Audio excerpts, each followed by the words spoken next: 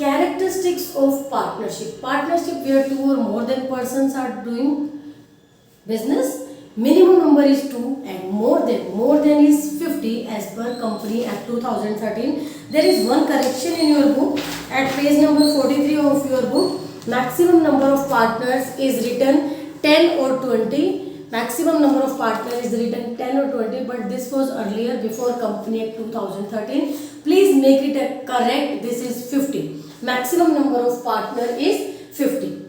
Agreement for next characteristics. Agreement for partnership, it can be oral, it can be written. If they are writing everything, this is partnership deed. This is partnership deed. Then next characteristics, profit sharing. Partners can share their profit equally or on the basis of their capital or as they written in the partnership deed at the time of written agreement.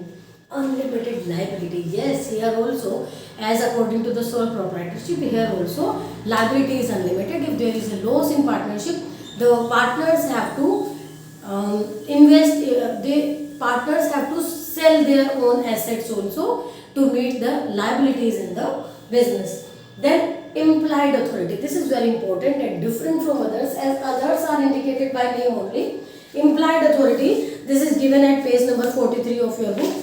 Fifth point, all partners can act on behalf of others. All partners can act on behalf of others. This is implied authority. How it can be asked in question paper, in CBSE paper or in your pre-board exams or half-yearly exams, which of the following statement is indicating towards implied authority. If you know the meaning, you will be able to handle the answer.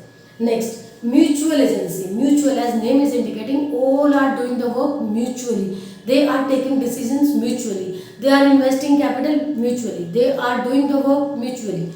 So, mutual agency, business of partnership can be carried on by all partners or any of them acting for all. Every partner is principal as well as agent for the firm. Then 2 points in this mutual agency. First is each partner is liable for act of the other partner, and second is each partner can bind with the decisions of other partners. They are liable and they are bind. Next, utmost good faith. Utmost good faith. If we are in partnership, few people together are doing business, handling economic activities, they should have faith in among of them. They have to share proper correct details. They have to share documents, accounts, everything with each other. Utmost good faith help us to achieve our targets, help us to earn a good profit. Restrictions on transfer of shares. Yes, there are restrictions on transfers. There is restriction on transfer of shares, as partners cannot transfer their shares to others. If they want to share, if they want to sell or transfer their shares to anybody, they have to give the notice to the firm. By giving a notice for dissolution of the firm, a partner can show intention to discontinue the partner, but yes, they cannot sell their shares, they cannot transfer their shares without consent of other partners. If in some situation they want, they have to take consent from others. Individually they cannot. These are different characteristics of partnership.